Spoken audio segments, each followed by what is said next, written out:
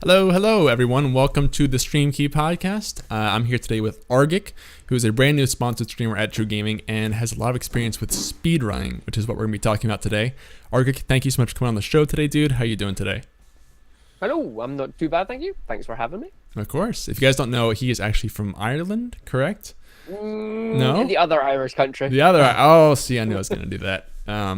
Anyways, from across the pond, so a bit of a time difference. Yeah. Scotland. I'm A so little bit, sorry. 5 hours. Yeah, it's a decent bit. That's a running gag in my chat. I have people jumping in all the time. It's like, oh, you've got an Irish accent. It's like, no, other Irish country.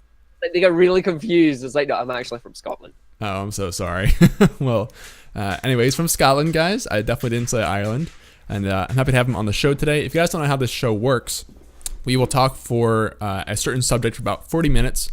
This week it is speedrunning. And that'll be just me and Argick for a bit. And then about 12:40 my time or 5:40 Argick's time, we'll be taking chat questions. If you have questions about speedrunning or Twitch or streaming or whatever, you can submit those and we'll talk about that. So, but for now, we're just going to start with some basic warm-up questions for me and Argick. So first of all, these are just questions I ask everyone who comes on the show. But can you just talk about your channel for people who might not know you as well? By the way, guys, I apologize because this is the first time I've done a podcast from my house, and I have a little dog, I have a little puppy who's not very easy to control right now. So hopefully he'll just go to sleep. We'll see. But you might hear him yipping a little bit in the background. Anyway, though, Argick, can you just give a little explanation of your channel for people who don't know you as well? Basically, on my channel, I'm primarily a Sonic speedrunner. I play through some of the 2D classic games, some of the 3D games as well. And as it says, the idea of speedrunning is just playing the game from start to finish as quickly as possible without using any external cheats. So no game sharks, no cheat codes or anything like that. And it's an interesting way to look at some of your old favorites that you remember and basically absolutely destroy them. I do a little bit of casual stuff on the side as well, but most of the time you'll see me just trying to do some speedrunning. Gotcha. Very cool. And it's mostly Sonic stuff you've been doing lately, you said? It's mostly Sonic stuff. I'm currently practicing for an upcoming marathon that I'm going to in about 2 weeks' time. We're heading over to Sweden for an in-person marathon called European Speedrunner Assembly. So got to get the practice done for that. Got to make sure I can perform on the day and just see how it works. Nice. That's awesome. What day is it again? It's a week-long marathon. It starts on the 21st of July all the way through until the 29th. So my run is specifically on the last day, on the Saturday, and it's going to be a good week. Nice. Yeah, it's coming up. So good luck to you on that. So your username Argick, where did that kind of come from? What's the story behind that? And did you have any old usernames that you're not proud of? The only old username that I actually have is a username that was JK Collector, which was basically my initials plus the fact that I collect stuff. And I used that primarily online. Started with EVE Online. Okay. And it's like, that's fine. An online handle, away you go, that's fine. Just play that. So I played that for about 2 or 3 years. And then I jumped ship from EVE. Me and a few mates, we all went to Lord of the Rings Online. And it was a case of, I can't call an Urukai JK Collector. It doesn't work. You need a name that's appropriate for an evil being who's going to come and wreak terror in Lord of the Rings. So that's where Argick was born. And since then, it's just became my alias for everything. It's who I am online. And a lot of people know me for that now. And it's just, no, I like that. That's where I spent a good 6-7 years. My high school years were just Lord of the Rings Online. So awesome. It's a big part. Yeah. I saw your Twitter handle was JK Argick, and I wondered what that was. So that makes sense. It's my initials with Argick on it. Unfortunately, I couldn't get standard Argick. I tried, but it wasn't available. Maybe one day, if it becomes inactive enough, I'll go, can I have that? Yeah. And we'll see. Same with Facebook and YouTube. It was already taken by someone. I'm like, damn it, who has my name? I know exactly what you mean. First world problems on that one. Yeah, I have GreenChord _ because there's some. Apparently, GreenChord is something in an Asian country, and I don't know. So I can't have that. But yeah. Dang it! I want it back. Yeah, no, someday, eventually, hopefully we'll get that. But all right, so moving on here to the last warm-up question. So streaming moments on Twitch. Do you have a favorite memory or maybe a couple favorite memories during your career so far? I think for me mainly, it's just being able to help other runners setting up marathons. Speedrunning marathons, obviously you've got the big in people marathons like European Speedrunner Assembly, Games Done Quick, Calithon and whatnot. But a lot of people set up and run online marathons to do fundraising for charities or to help fellow community members or whatnot. And a few of my favorite memories are basically just me being allowed to stream to these marathons and just putting on a good show with them, because doing a successful marathon run is a really good feeling. So I've done about 3 or 4 of them that I'm quite proud of. Okay, nice. Yeah, that's awesome. I would imagine that being part of those events is pretty unique, but really fun to be part of.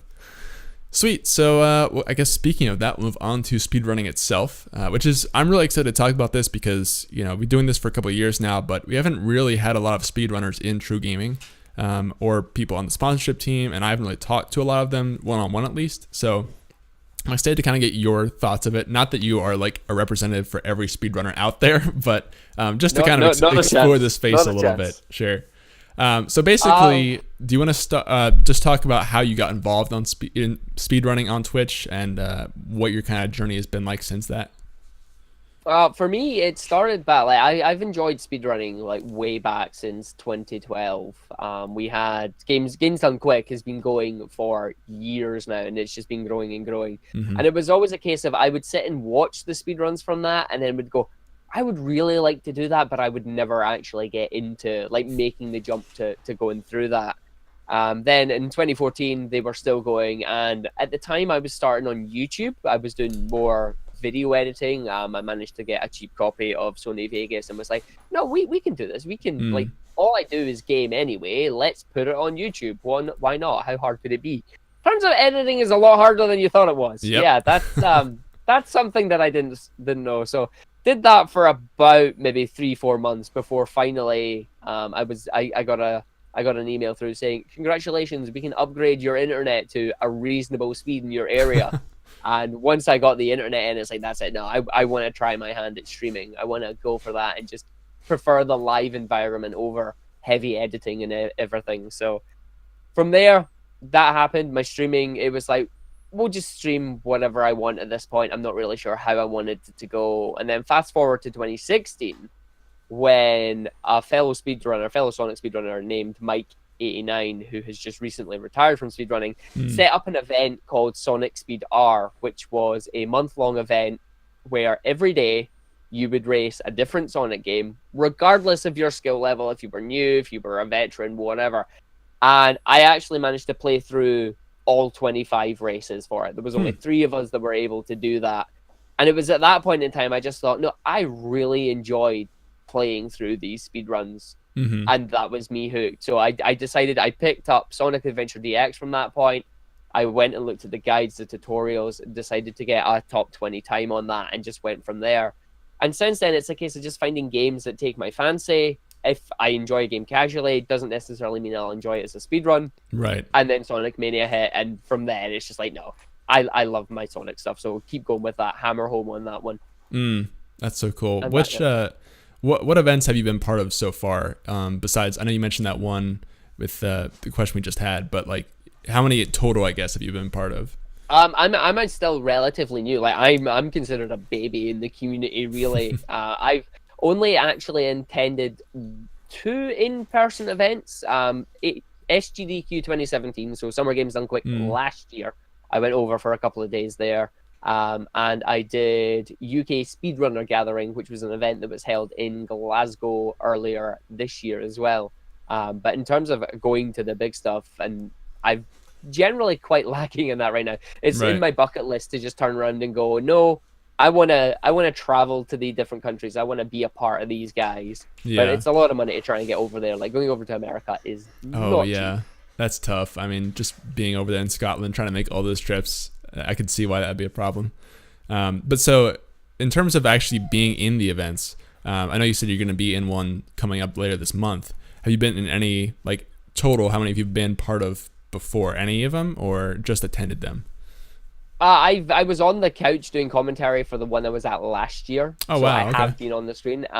Also, like if we include online marathons on this as well, I've done about 5 or 6 Okay. the online marathons too. So it's like we separate them out just simply because if it's in person, the scale of an in-person marathon is usually Yeah. massive compared to an online only one.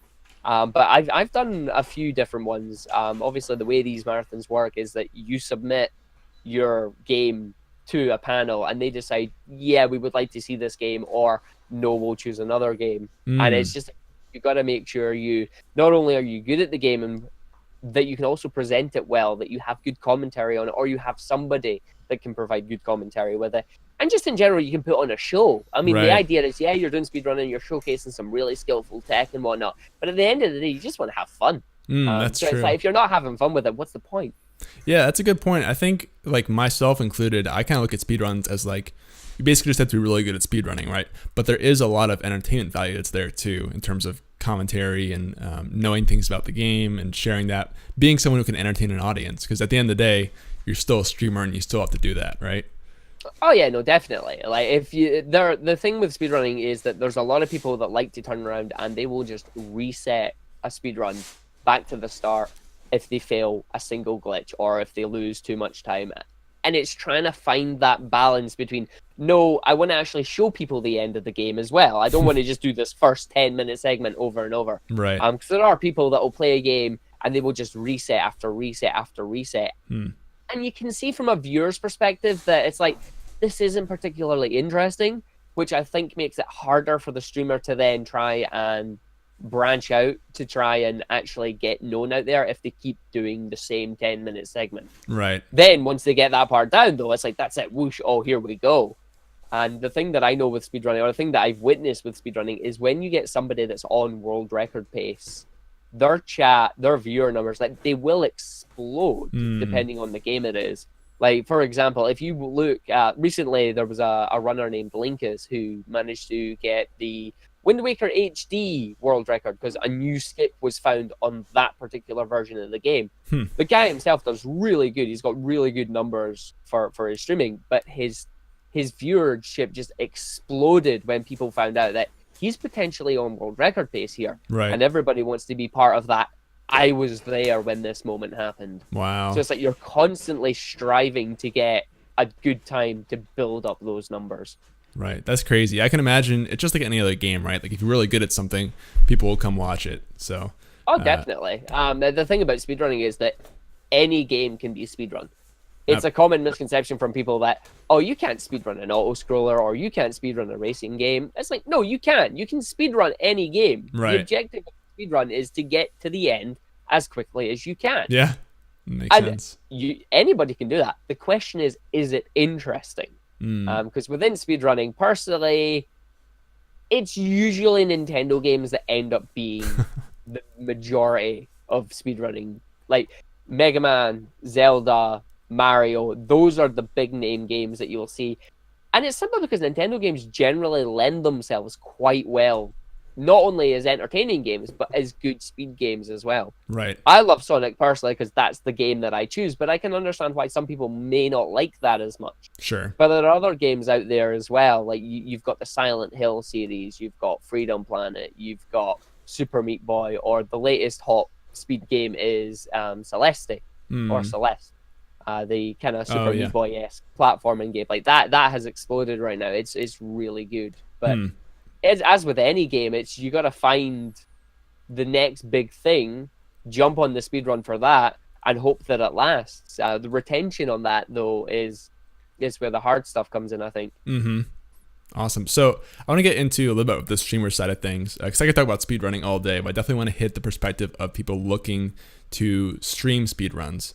The biggest thing I want to talk about first is the community. So there's a very distinct community for speedrunners on Twitch, for both viewers and speedrunners themselves. Do you want to quickly just talk, or longly talk about that community and maybe what your experience has been with them so far? And maybe it seems like there are kind of like things you do and don't do in the speedrunning community. Is that right to say? Yeah. Or, okay. Do you want to share some of those things maybe? the same with every community, basically. There's a lot of do's and don'ts for it. The speedrunning community on Twitch itself is a case of, if you are doing a speedrun, then put yourself in that community. That way people will know.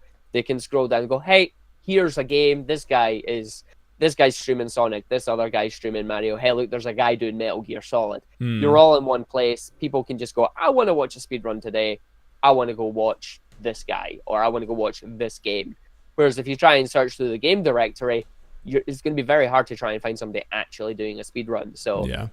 it was really good that Twitch picked up a speedrunning liaison over the last couple of years here. It recently switched to Sinister One, and the guy's been doing a fantastic job just helping speedrunners basically with any Twitch problems that they have. So I'm very thankful to Twitch for what they do on that one. Yeah. But in terms of do's and don'ts, it's really a case of don't be discouraged with speedrunning. Like, everybody will start out not good at the game at all. There's nothing you can do about that. It's you're new. There you go. But most communities are very willing and like appreciate new people coming in to give you any help that you need. If you're struggling with something, they can be there. They can jump in voice. They can give you videos. They can give you all sorts. But at the same time, it's a case of don't go around other speedrunning streams and go, oh, X streamer has a better time than you, therefore you must be bad or something. Like, none of that. Does that happen? It's competitive. Yeah, it can at times. There are people that will go around and they're just like, I'm not watching you because you're not X time or whatnot. There is a very there is world record culture, so to speak, where people will either only play games or watch people if world record is a possibility. It's like those are few and far between, right, especially depending on the game that you're playing. If it's a new game, world record's going to come down and down and down all the time, so there's going to be massive world record culture there. But there's other games that have been out for years, there's not a lot that's been discovered on it, and it's just, it sits there until somebody finally decides, I want to take this apart. We want to see what happens. Right. As I said, the example there was Wind Waker HD. Because it was a HD remake of the original Wind Waker, some of the tricks didn't work. Right. Until they found alternative methods of doing it, and then suddenly, bam, the game's active again. So each game goes through these ebbs and flows, and of course, the communities or the trolls and the toxic people, they will follow the set trends as well. But as with any community, you've just got to deal with them and move on. Sure. Yeah, that was another question I was going to ask later, but I'll ask it now. Basically, is do you have to be good at a game to start streaming it for a speed run? Do you get any sort of flame or lashback for starting day one from a speed run and having no idea where to start?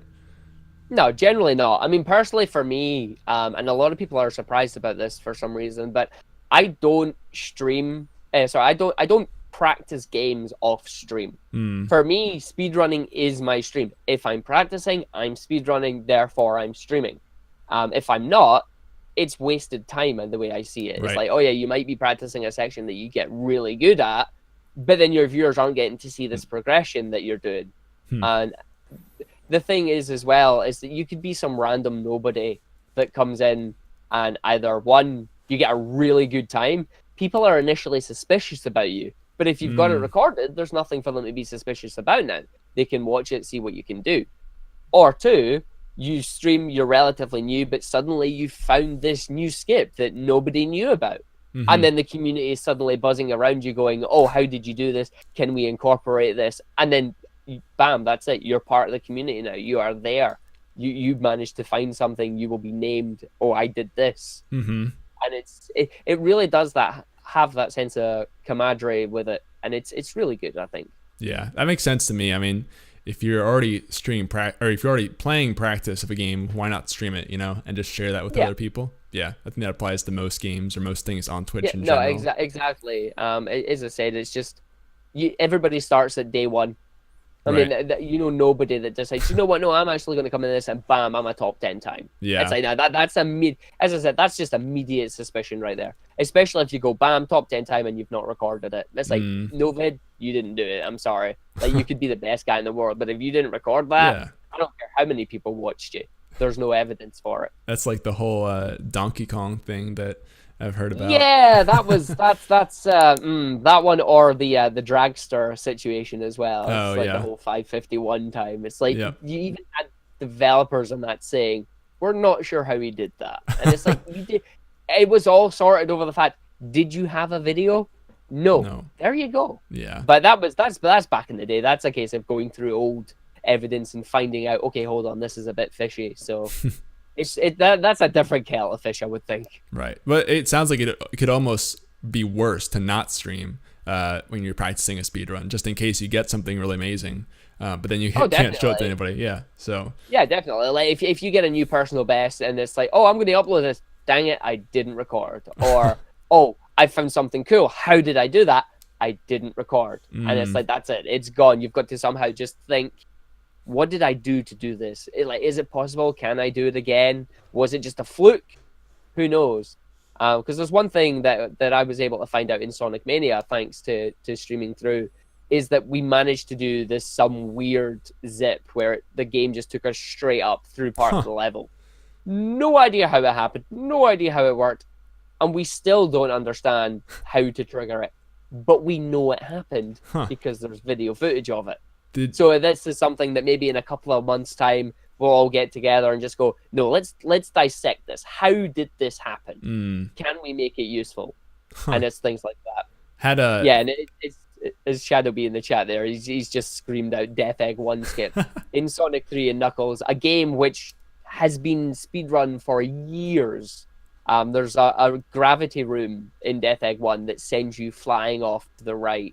But I accidentally found a way to increase that gravity to allow you to skip through walls by taking damage. Wow. I didn't mean to take damage. It was completely accidental, but we clipped it, we sent it to the community, and the Sonic community just went, 10 minutes later, bam, we found a way to make this work. Wow. And that was it. It's not actually useful in the run because it adds unnecessary risk, but it was found, it was incorporated, and it was there. Right. And that's how all speedruns are built up. It's a case of just people finding out which works. That's crazy. What was it like, because you were streaming when that happened, right? When that. No, I was just casually playing the game, doing I say I was doing a casual speedrun because I wasn't trying to compete for times there. It's like I was just playing it for fun. And then, bam, it happened. And it's like, hold on, wait a minute. And then that's when the chat took over and just went, no, we're sending this. I got to continue streaming. And then I got the surprise after the stream where I just went to people, oh, right, you've actually turned this into something. This is really cool. Right. That must have felt pretty cool during the actual stream. It was brilliant. Yeah. And that's how the Twitch clip system and that helps as well. Because usually you find something, you can fit it into a 30-second segment and away you go. Yeah. Like that's it. Just share it, see what other folk can do with it. Looks like we just got shared in the chat, actually, if you guys want to watch there you that. Go. Okay, so let's keep moving on here a little bit. In terms of tools for speedrunning, I know I've seen a number of things that people use, like, on-screen timers and everything. And then also I've seen extensions, actually. One that you had under your stream that was displaying like your recent speedruns, your best times kind of thing. Do you want to talk about any tools that you think you should have as a speedrunning streamer specifically? For me personally, the main thing that everybody needs to have for speedrunning is obviously the timer, and the best timing program out there for Windows at the moment is a program called LiveSplit. What that does is that not only gives you a basic timer, but it also allows you to separate the speedrun into different splits. So you can see you did section A in X time, section B in Y time, section C in Z time. Together, it took you the total time. And that allows you to then play through the runs multiple times, and you can see, okay, I did section A faster the first time, now it's slightly slower. And then you can use that to decide, right, I need to practice section A more than section C, but section B is a little bit bad as well. We need to improve on that. And it's a really informative tool, not only to yourself, but to your viewers as well, because they can come in and they can understand, are you doing well on this one? Are you doing worse on this one? Do you think you can recover? Like, there's a whole host of information you can provide on that. There are other timer tools out there, but this one is the one that's most widely used throughout the community. Are there like standardized splits and everything that the community uses for each game? No.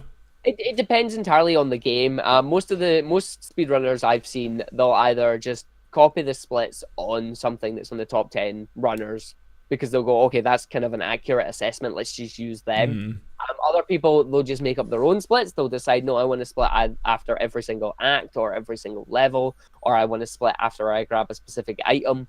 Splits are entirely optional for the streamer because that's how they measure how well they're doing. So it's like, do you want to know how well you get to the midpoint of the game? Do you want to know how well you get to that second item?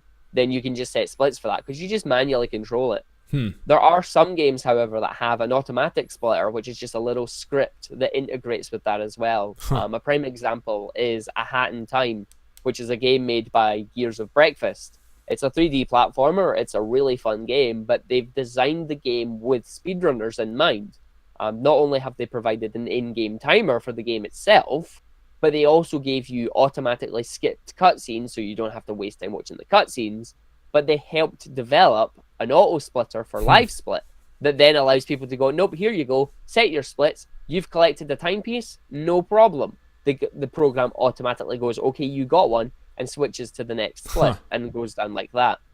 That's really cool. But most of the times, things like this are done by the community members. Like, you've got some really talented programmers within the speedrunning community that do all sorts of layouts and whatnot, and all sorts of scripts and extensions for you. Even for, like, for example, I was just say, even for older games like that, is that where the community comes in and helps? Oh yeah, no, definitely. So Sonic 3 and Knuckles is a game where if you finish a level really quickly, you get a massive time bonus. And there's two ways to time a game. You either do RTA, which is real-time attack, so it's just real-time from the moment you start to the moment you finish, or there's IGT, which is in-game time. Now, with Sonic 3 and Knuckles, you can use in-game time because if you go with RTA and you finish a level in less than, say, 30 seconds or a minute, you get punished with a heavy score bonus. So you're trying to go fast, but if you go too fast, you're getting punished. So there's a person called Sophia out there who's managed to make a little plugin called RTA minus time bonus. And it calculates the RTA for you, but removes the time bonus would take. And then we use that as a standard timing method. That way you can play as fast as you want, and you're not being punished for it. That's really cool. And that was thanks to a community member. Yeah, that's so cool that the community helps like create things like that. Because I mean, you know, even GDQ was a completely community-driven event that just spiraled out of control over the years. Yeah, it's like it started out with a group of friends in somebody's basement, as the pun goes, but it's grew into this million pound raising event with basically every speedrunner wanting to go to GDQ at some point. Like Summer Games Done Quick 2018, they're just finished up, and I think their final total was something like $2.1 million That's to Doctors crazy. Without Borders, and it's an insane amount of money that they've made. It is. It's really cool to see community-driven things as opposed to like developer things. Of course, this involves a lot of different games, but there just aren't that many communities out there that are so driven by the community as opposed to like efforts on the company's part. So that's just cool to see, I think, and especially how developers now are creating things like that for streamers and speedrunners. I know it sounds like it's mostly newer games that this is actually like built into the game. It's harder to go back to older games that have been out for years and to redo things for them simply because they weren't intended for it at the time. So that's where you get the community coming in to go, yeah, we can do that. Right. But most of the time, a lot of people, like just people that are starting out, people that are beginning, they're quite happy to just go, how long did you take to finish it? There you go. Like, you don't have to worry about going, I need a proper timing method for this or that. It's like, no, you can make speedrunning as simple or as complicated as you need it to be. Having the developers on board just helps make things go to the more simple side of things, instead of having to worry about you need 6 programs to make things work. No, you can do it with one, and that program is just the game itself. Right. I said that's what we really like. That's really cool. Okay, so moving on here, let's talk about emulators and ROMs, because this is a whole can of worms. Somebody actually asked us in the podcast a couple episodes back, and we weren't exactly sure on everything. What do you know about, or kind of like the community thoughts, I guess, on emulators and ROMs and streaming that or using them for speedruns in general versus actual analog hardware? So I will say now, I am not a lawyer and I do not know the rules on it. So this is just my personal opinion on things. But Generally, for each game, they all have different emulator rules. They'll have found a specific emulator with specific settings that will match or be as close to original hardware as possible. And they will allow you to run on those emulated versions, but they'll have their own separated leaderboards for it. Like you'll find that you'll have an any percent time, or you'll have an any percent emulator time. That way, they keep them generally separate, just in case there are some discrepancies. Like, for example, Star Fox 64 has in-game lag if you're playing on console, but it doesn't have as much if you're playing on emulator because the hardware is better and it can render faster. So you've got things like that that are bringing in the time save. So each individual game is unique. But for what I do, for my Sonic stuff specifically, is right now I don't have the capability of streaming original hardware because my original hardware is PAL, which means it's 50 frames a second. Yeah. And I'm losing time immediately on that one. So I do on emulator using an original controller. And technologies came on leaps and bounds that makes it almost accurate to the point where when I do transition to hardware, I should be fine. But as such, the Sonic community is like, no, we'll allow this. Go have fun. And it's like, it's really good that people do that. But obviously, the way the legality of it works, you can download an emulator, no problem. Just don't mention ROMs themselves. Right. Like BIOS files and ROMs. As far as I'm aware, the law on it is if you have an original copy and you can burn it yourself or you can rip it yourself, yeah, fine. But you must prove that you have it. Other than that, it's, as you said, it's a can of worms. Yeah. You can't really say. Like, it's a massive gray area. It is. Yeah, that's the rule I've heard too. So hopefully that's right. That's an interesting point you brought up because I always thought about this in terms of the legal issues, right? But you also mentioned like the performance of the speedrun. So it can actually either hamper or enhance your speedrun times, basically, depending on how good your hardware is and whether it runs better on the original console versus an emulated version. So I didn't even know there were separate leaderboards. That's really interesting to hear. Yeah, it's as I said, it's all different between the different games. Every game has to be checked by the moderators of the game board to say, right, no, can we allow emulators? Some people just outright are against it. Right. Yeah. Fair enough. I can understand that. But personally, as a streamer, because I'm trying to balance speedrunning with being an entertainer, part of that for me is ease of use and ease of transitioning from one game to another. I don't want to have to spend 5, 10, 15 minutes swapping out different pieces of hardware to try and get switching from a Mega Drive to a Nintendo 64. Yeah. Whereas if I could just go, no, I'm using Kega Fusion or I'm using RetroArch, and then I can switch to Project 1.7, just there you go. Like, I can switch software immediately. I'm good to go. I've wasted about maybe a minute or two getting myself set up. So there is that balance between, do you want to be speedrunning or do you also want to be entertaining?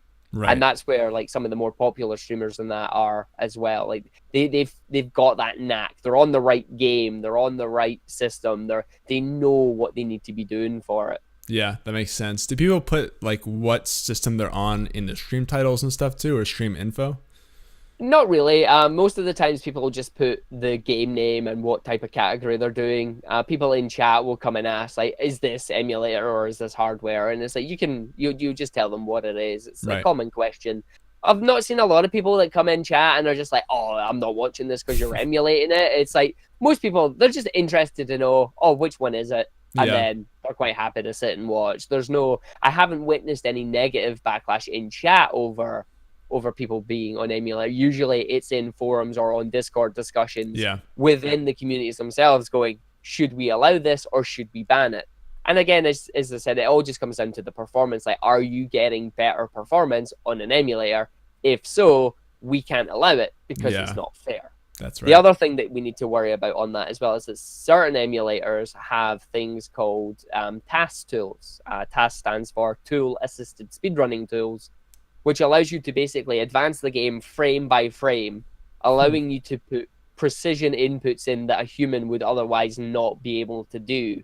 And the TAS community, the Tool Assisted Speedrunning community, is a separate section of the speedrunning community, but they work together with the real-time runners to try and find these strats, to try and figure out if humans can do these things that robots are able to do no problem. And it's one of those things. It's just you have to be really careful with emulated things, because somebody could just go, I'm going to make an emulated video, Right. and I'm going to submit it as my actual run, when it's not physically possible for you to do that. So Right. that's another thing that people need to worry about, is that just how authentic is the run is basically the thing you need to worry about there. You need to make sure that it is the actual person doing it and not something they've pre-recorded. Yeah. Have you ever seen that happen with maybe streamers where they run like fake runs or anything like that? I've not witnessed a streamer live doing it where they're playing a video over, but there have been many cases of verified runs that have been really, really good runs that have found to either be tool assisted or worse, have been spliced together. Oh, wow. And splicing is where they take the best segments of previous runs and just put them all together as one. One of the most notorious ones that I've heard about recently was the Super Meat Boy leaderboards, where they recently discovered that a fairly high tier runner unfortunately spliced their run together. They done it very well, but in the end it was still cheating and it had to be removed, and a lot of people were actually surprised about that.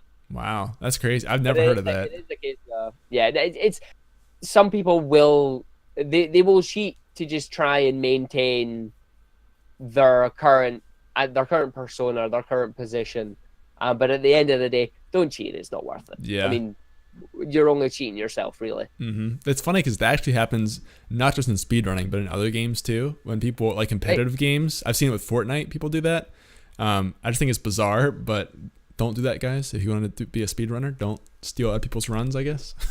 Or don't do it in fake general. a run. I mean, there's nothing worse than playing Fortnite or something. It's like, yeah, I'm going to go and do it. Bang, you're dead because some guy's using an aim hack from like 300 miles away. And you're like, well, thanks. Well, I've seen like, streamers. It's not fun. Yeah. I've seen streamers who will, like, for example, they'll show Ninja's gameplay and like have themselves commentating like they're the one playing the game, but they're not. So they're just like commentating over Ninja's gameplay as if it were them.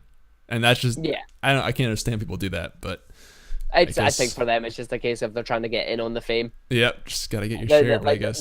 The guy is massive. Like massive respect to him for him doing what he's doing. It's insane the numbers on that he's pulling in. Yeah, like fully jealous of it, but I don't believe running will ever get to that point. I don't know though. It was cool to see like Ninja's numbers versus SGDQ over the past week. Oh yeah, massive events like that. It's like the GD. Don't get me wrong, GDQ, ESA, like they pull out massive amounts of numbers, and it's fantastic. But put it in perspective for a second. That's an entire community. Yep. Against one guy. It's just like that's just mind blown on that. It really is. All right, so let's keep moving on here a little bit. We already talked about streaming new games or streaming a game when you haven't done it yet. But so this is something that I kind of talked to you about with your own channel, I think. So this would be a cool topic. But in terms of speedrunning multiple games, so with traditional streaming, it's generally seen as faster to pick one game and stream it all the time. Doesn't have to be competitive. It could be, Skyrim or whatever, as opposed to streaming whatever you want at any given day. Do you kind of see that in speedrunning too? Like, do people kind of get tied down to, well, this guy is a very good, Super Meat Boy speedrunner or Hat in Time speedrunner, or do people kind of like dip in multiple speedruns at the same time? What do you think? It depends entirely, one, on the person themselves, because obviously you will get bored eventually. It's just the nature of playing games. You'll finish a game, you'll get really bored. But that's where the beauty of speedrunning comes in, because you are playing a game in a different way. You are striving to be better, and as long as you know that there are people above you, you keep having that drive to go, I want to get better, I want to keep going. And that lends itself to streaming just a singular game on Twitch and could help you with your growth. Obviously, it depends on the game that you're playing. Like, for example, use me, I stream Sonic Mania. I get a decent amount of viewers on Sonic Mania, but if I switch over to, say, for example, Mario Odyssey, I don't get as much. My regulars come, but those interested in my speedruns of it, they just don't appear because it's not the game they're expecting. But the other thing that you have to worry about is burnout. And a good way for me to avoid burnout on speedrunning one game is to speedrun another game. So you're still speedrunning. You're still putting the same skills to the test. You're still putting on the same type of show. You're just putting it on a different game. And that's where you have to decide, do I go with the games that you're playing, or do you branch out? Do you go to something new? Like for me, A Hat in Time is completely out of my comfort zone. It's like I'm a guy who plays 2D Sonic games with a little bit of 3D Sonic games. Those games are all primarily 2D. They're really fast paced. Like, why would I go to A Hat in Time? Well, one, A Hat in Time was a brilliantly fun game that I really enjoyed. And as it just so happens, there's a lot of speedrunning tech in there that makes the game really interesting to run. So I jumped to that, and I get some of my regulars going, when are you going to play Hat in Time again? And it's just a case of now I have two games I can bounce from. Right. And it's a case of pushing myself up higher and higher on these boards. Because for me, I'm competitive. Getting high onto the leaderboards is a priority for me. Like I have 3 targets on my speedrunning goals, which is 1, get a time that I'm happy with. 2, be able to maintain a consistent time to show off at marathons and whatnot. Because if you stop speedrunning a game for a month, you're going to go back to it. And if you can finish the game in 50 minutes a month ago, guaranteed you're not going to be able to do that again after not playing for a month. You've got muscle memory you need to build back up. You need to find that out again before you go for it. And then the third thing that I do as well is just that I want to just push as high as I can go. Sure. So when I feel like I can't do anymore, I'll switch to another game, and then I'll come back to the original game and find, you know what? No, I can actually improve that. Gotcha. Like I have videos right now of Sonic Mania where I originally started way back doing it. It's like, oh, it's an hour and 20, I can do it in. And then it got down to an hour 18, an hour 16, an hour 5. And I'm like, I took a bet with one of the community members, Worcester, who's a really famous known Sonic and Pokemon speedrunner. And I went to him a month after Mania's release. I guarantee that this game will not drop below an hour. I lost $10 that day, and I just didn't know it. And the thing was, I was so close to putting under sub an hour myself, so I almost cost myself $10 at that one. Whereas now I can finish the game in about 56 minutes because of things that have been discovered. And the period of discovery can be anywhere from the game's release to about 10 years from now. People will still be playing them and finding things that will bring the time down. Like speedrunning is although we are going fast in the games, it is also a long game. Right. Like you are playing the long game on this. Yeah. That's a really good quote, I think, even though, short games, but long-term plan. It's funny. So when you switched over from, you talked about switching from Sonic to Mario and noticing that big drop, but when you switched to Sonic to Hat in Time and still kept speedrunning, was that drop less severe? Yeah. Okay. Yeah. It was less severe on it, and I think it was because I got in at a nice time with Hat in Time, where a lot of people were interested in the game itself, and then when they found me playing it, it's like, oh yeah, no, I'll watch you playing this. We want to see that.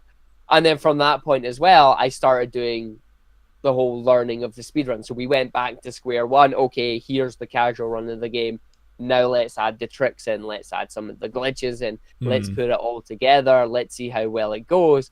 And then it was a case of, right, I can get a 115. I can get a 110. Let's keep pushing that lower and lower until finally I got down to the sub-hour mark. And I'm like, there we go. That's a target I'm happy with. And then I started submitting Sonic Mania to marathons. And it was like, no, you were accepted. Now you need to practice. It's like, okay, which is why you've switched back. It's like you need to... it is that balancing act of keeping things going.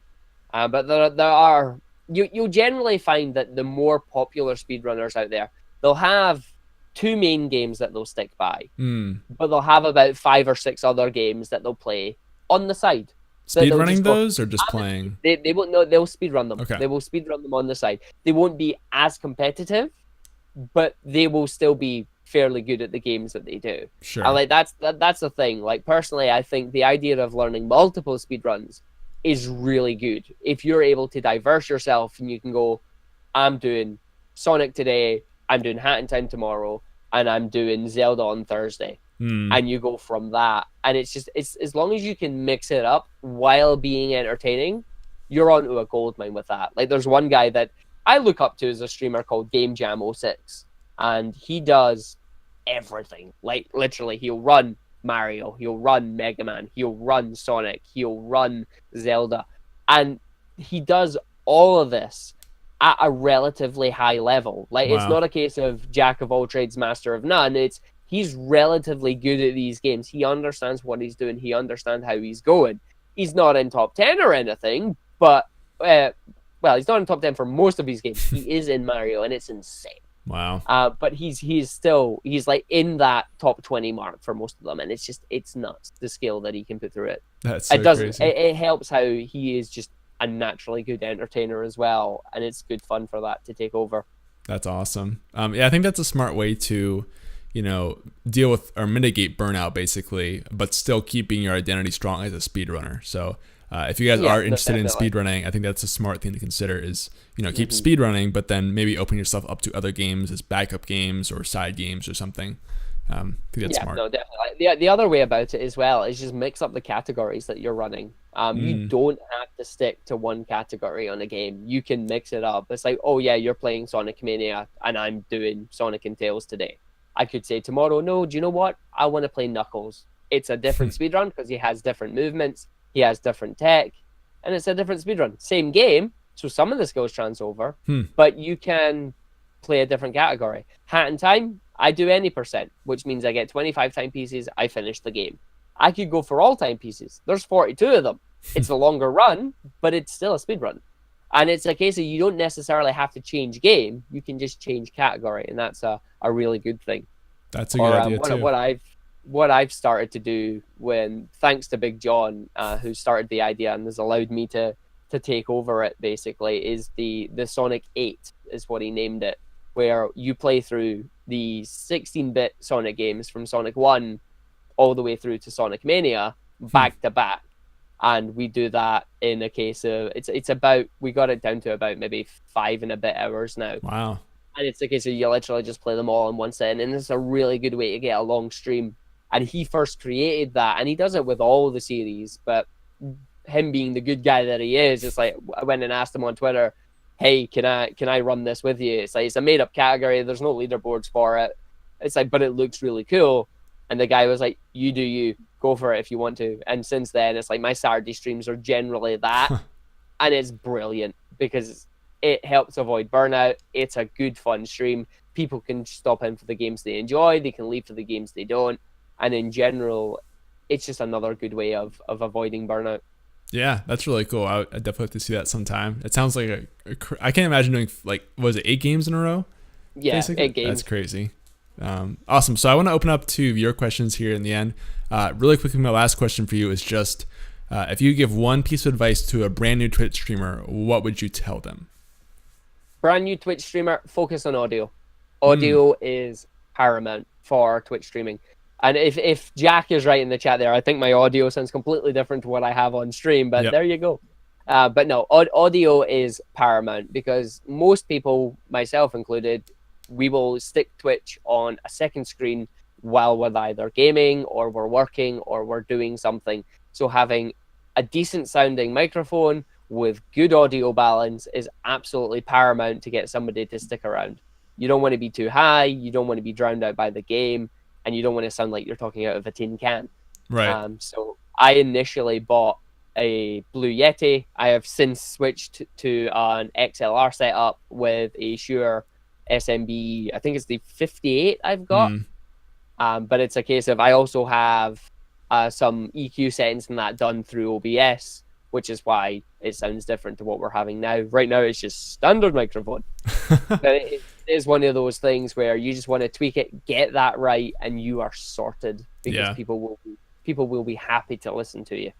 I think the first time that we've had people had someone say that to that question, I agree with you a lot. I think audio is super important, so definitely get that down when you're starting out. Okay, so let's open up to the chat Q&A. If you guys have questions for Argick or myself, just tag me in the chat at GreenChord so that I see it in big bright red and don't miss it. And you can ask anything you'd like to. I see a question from Angry Grinja. Hopefully I said that right. She said, do you find it difficult to interact with your chat while speedrunning? And would you suggest a new streamer to try speedrunning? Talking to chat is definitely one of the harder things to do while speedrunning. Speedrunning takes a lot of focus because you're trying to make sure you do everything perfectly. If something goes wrong, you're losing time. You're then thinking back, going, how do I recover from this? At the same time, you're trying not to lose even more time. And at the start, it can be very hard to go, oh, I'm learning a section, but I want to talk to chat. I'm learning a section, but I want to talk to chat. And it is one of those things. Some people just aren't built for it. There are a lot of streamers that are very good speedrunners, but are not necessarily getting the viewership that they deserve because they're not good entertainers. And that might just be because they're inherently quiet, or they just don't have their stream set up correctly, or they're just not interacting enough with chat. And it's a shame because the skill those people put in is fantastic. But there's a reason that the people who are most popular in speedrunning are popular in speedrunning, because not only are they skillful at the game, but they are also interacting with everybody while they're chatting. Yeah. I personally think that I'm fairly good at it. I like to just sit and play the games, but I've got to the point with my games where I don't really need to focus too much, and I know I've learned where I can glance over to the left, over to the right, and go, oh, I can look at chat now. Right. Or, oh, I can have a quick glance over and go, yeah, what's happening? It's still impossible for when people post giant paragraphs in chat for me to read it. That's not happening. I'll get to that at the end of the run. Right. But it is one of those things. It's tough to balance if you were going to go for it. Yeah, definitely. So it sounds like, just really quick to piggyback off that, you use certain points in the game that you'll have a chance to talk to chat. And then, like you have a, like, for example, end of Sonic Mania, you've got the score countdown where you have about maybe 5-10 seconds that you can glance over at chat, read a question, and go, oh yeah, I can continue the conversation going over through that, and away you go. There are many times where I've looked over at a question, I've replied to it, I look back at the game, I focus on the game, and I look back at the chat again, they've replied to something, and I'm going, what did they talk about? Yep. Like, I have a memory like a goldfish here. Like, I have no idea what you were saying, and it's like, oh yeah, that's what we were talking about. But just you're trying to process a lot while you're doing that. Right. I think everyone kind of runs into that streaming. But what was the second part of our question there? Would you suggest a new streamer to try speedrunning? I would say go for it. I mean, being a new streamer, unless you absolutely know what you're going to do and how you're going into it, you've got nothing to lose. Worst case scenario, you either try a wrong game or you just find that speedrunning isn't for you. Best case scenario, you've found a niche that you enjoy and you take off and you can go with it. It's not going to be a quick way to get popular on Twitch. Nothing is. There's so many factors to that. Speedrunning is just another one of those factors. Yeah. Thanks for that question, Angry Grinja. Hope that was helpful. ShadowBX said, which do you enjoy more? A relaxing stream where you get a personal best in the end, or a race with the community where you don't do that well but have a great time with them? What are your thoughts about that? I think for me, I enjoy them both. Like, I'm a fairly active person. Like, I enjoy interacting with people. I like having people in my chat. And I like to think my streams are more energetic. Like, I'm a fairly loud person. I'm a fairly jumpy about person. Unfortunately, on the podcast, nobody will have seen, but Green's been staring at me for the past 5 minutes where I'm jumping my head and my arms around. I do that constantly. I'm very active. I'm very hyper in that sense. But I like to keep the streams relatively comfy. Like, you can still come in here, you can still enjoy yourself. I'm not over the top screaming, like, oh my god, yes, unless I PB at the end, but that's because you PB'd. It's amazing. But mixing between the two, for me, the hardest thing, a relaxing stream where I PB in the end is where I get a good run, I enjoy speaking with the guys in chat for me, and it's an overall great stream. I love racing with the community even more because I'm interacting with the people that have helped me get to where I am in terms of skill and in terms of streaming as well. But there is that problem where, as a streamer, you're taking the control away from your stream because you've opened up your stream to another voice chat. So it's like trying to find that balance there. Like, I try to keep my streams relatively PG. If I let another 10 to 15 people in there, it may no longer remain PG, or it may also just become a hectic mess, and it's like you've got to contend with everybody's different microphone settings and whatnot. it's kind of hard. So it's trying to find that balance of getting a nice group of people you want to race with, that you can race with comfortably, versus I just want to play the game and have fun on my own. Yep, that's true. So I do a bit of both. Mm-hmm. The guys in the Sonic Discord recently started their weekly race nights on a Wednesday and a Saturday night. So I do the Wednesday race. I jump in Discord with the guys, we have a race, whereas the rest of my streams are me solo. Right. So it's a bit of... Sure. Yeah, that makes sense. I think most streamers have to do with that actually in one sense or the other. You brought up a good point, basically. Letting the chat kind of run the stream as opposed to yourself. Because, you can't always scale a big race with the community. Maybe with speedrunning you can, but again, at some point you have like hundreds of people in the voice chat, and that's just going to be chaos. Whereas you can always just stream by yourself and do a personal best attempt. So I think that balance is always tricky for people to walk, but you have a good kind of understanding of when to go back and forth between the two. So. Yeah, no, that's, as I said, it's one of the hardest things. It comes back to audio. Like, you could have a guy who's really happy, lurks in your chat, they're sitting there going, yeah, this is amazing, I'm enjoying this. They come in on Wednesday looking for more of the same, and suddenly, you're like, what on earth was that? But I know exactly it's a case that you want to base your control on you, right? Not external factors. Absolutely. Shout out, thanks for the question, man.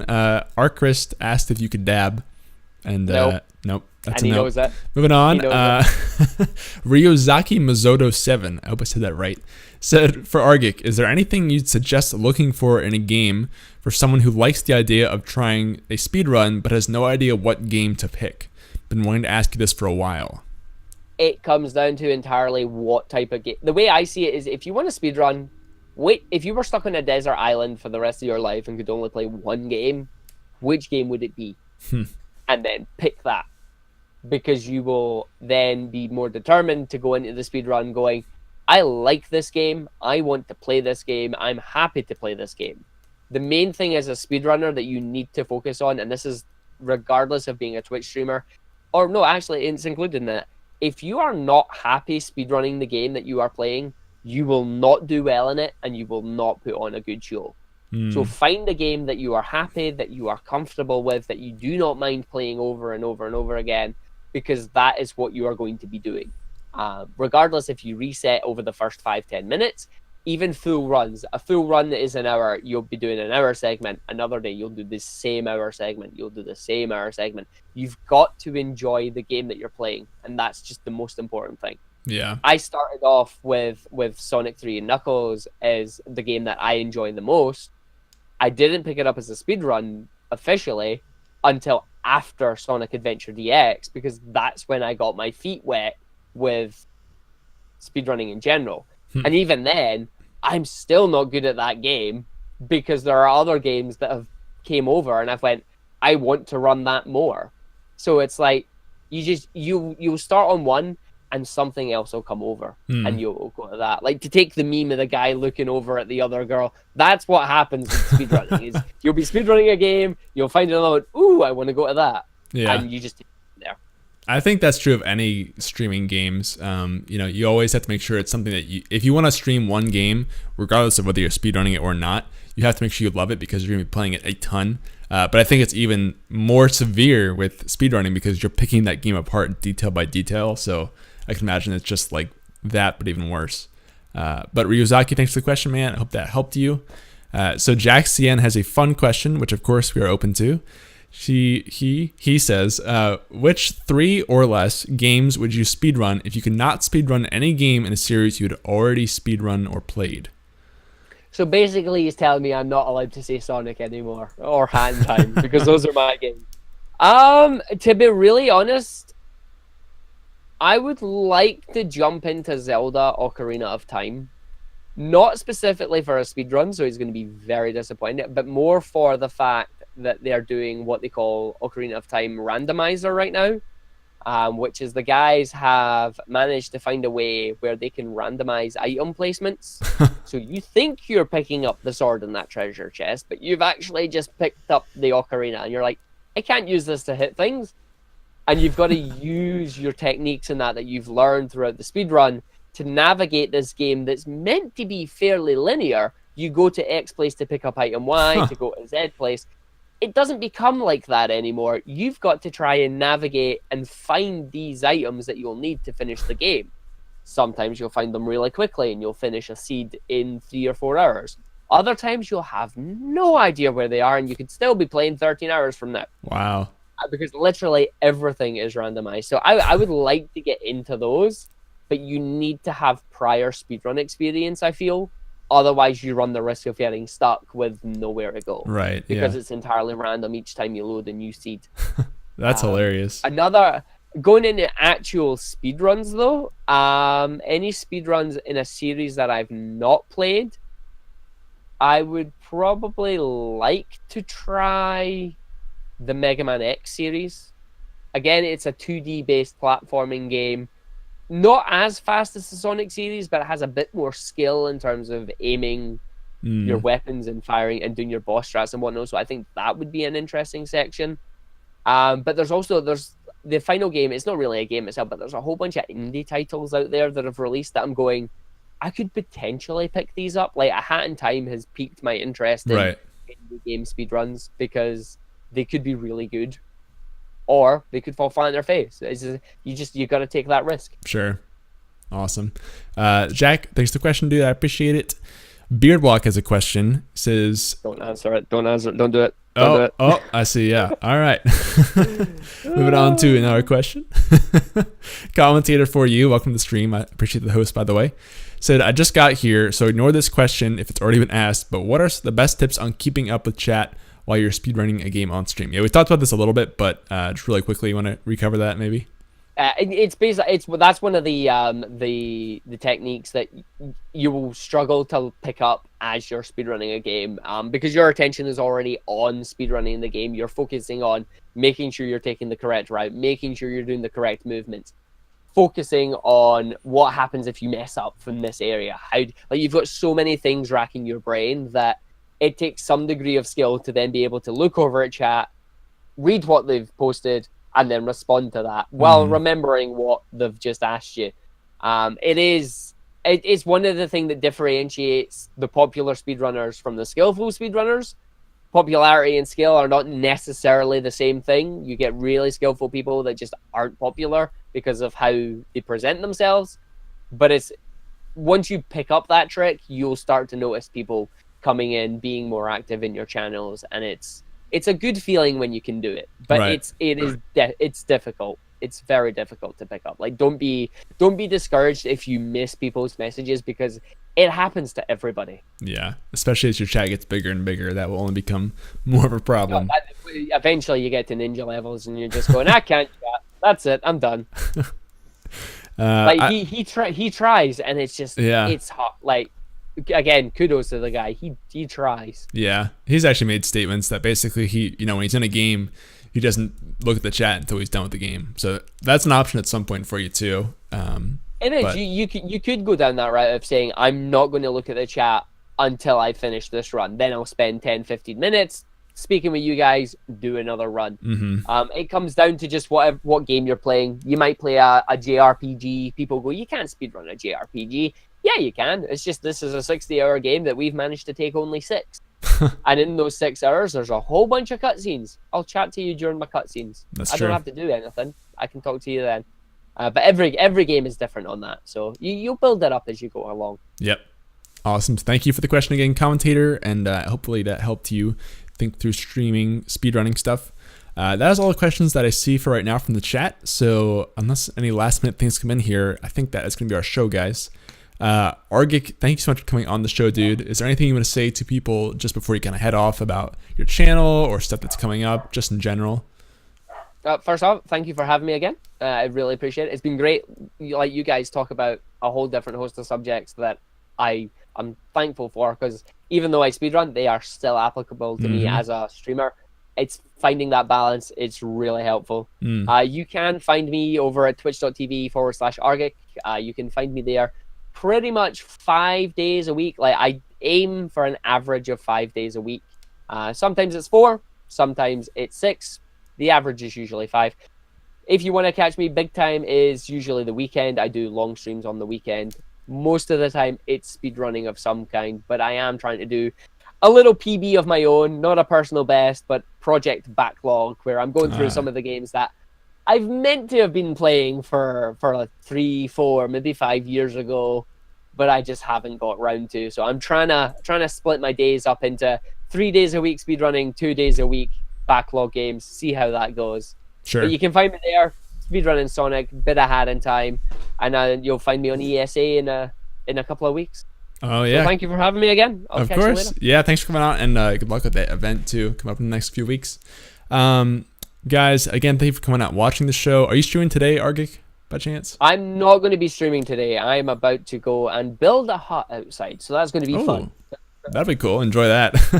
Anyway, guys, if you enjoyed the show, please join our community. I'm gonna link our Discord for this show specifically, because we'll be back tomorrow with the call-in show at 11 a.m. Eastern. That'll be with Azumat, in the case that his internet actually works this week, and then Velok is my co-host as always. So I'll see you guys then. Again, Doc is out this week, so no daily streams on this channel, but we'll be back tomorrow at 11. Yep, that's it for us, guys. Hope you enjoyed it, and we will see you tomorrow. Adios. See you later.